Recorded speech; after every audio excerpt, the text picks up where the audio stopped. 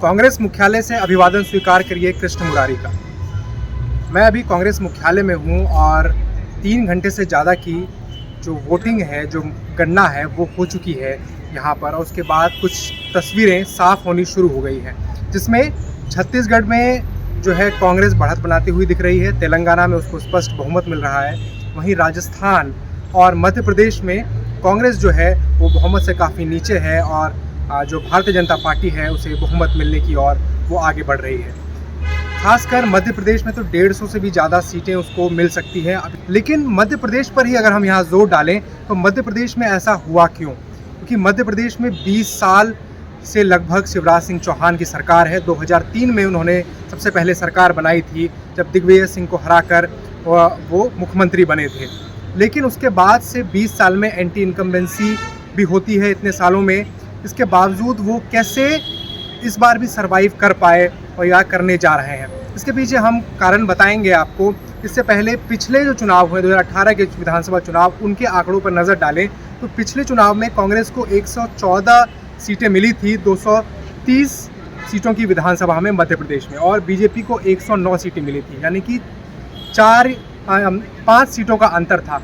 लेकिन 2020 में ज्योतिरादित्य सिंधिया ने रिवॉल्ट किया, बगावत की और वो बाहर चले गए, जिसके बाद कांग्रेस की सरकार, कमलनाथ की सरकार गिर गई और शिवराज सिंह चौहान फिर से सरकार में आए। लेकिन इस बार का जो चुनाव है वो लोक लुभावन वादों पर चुनाव लड़ा गया।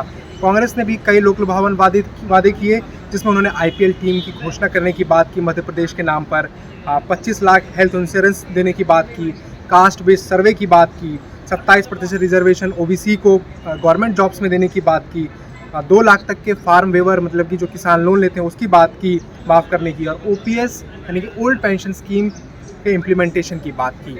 लेकिन इस सब पर जो कि अभी रुझान बता रहे हैं वो शिवराज सिंह चौहान की लाडली बहना योजना जो है वो सब पर पानी फेरती हुई नज़र आ रही है।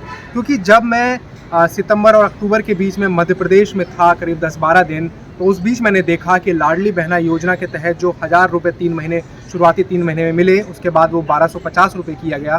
तो हर जो महिला है, हर महिला के खाते में वो हर महीने के 7वीं तारीख को वो पैसा आ जाता था। ये एक बहुत बड़ा बदलाव था उनके जीवन में, और वो उसका इस्तेमाल अपने बच्चों की पढ़ाई में, अपने स्वास्थ्य में, अपने घर के कामों में कर रही थी।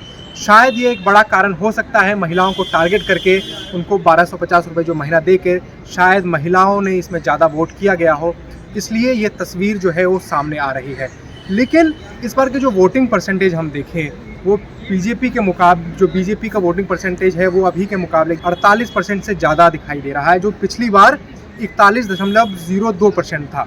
वहीं कांग्रेस का 40.89% था, जो कि इस बार थोड़ा सा गिरा है, 40.21 के आसपास है। और इस बार जो है हिस्टोरिक वोटिंग भी हुई है मध्य प्रदेश में। अभी तक आज़ादी के बाद जब मध्य प्रदेश का गठन हुआ उसके बाद से लेकर 76.22% जो है इस बार वोटिंग हुई, तो 2018 के मुकाबले ज़्यादा थी। लेकिन एक बात और, शिवराज सिंह चौहान को बीजेपी ने अपना CM कैंडिडेट तो घोषित नहीं किया था, सिर्फ वहाँ पर मोदी के चेहरे पर उन्होंने चुनाव लड़ा और कुछ रिलीजियस वादे भी किए, जैसे कि उज्जैन में महाकाल लोक जो है उसका उद्घाटन किया, ओंकारेश्वर में शंकराचार्य की जो बड़ी मूर्ति है उसका उद्घाटन किया चुनावों से पहले।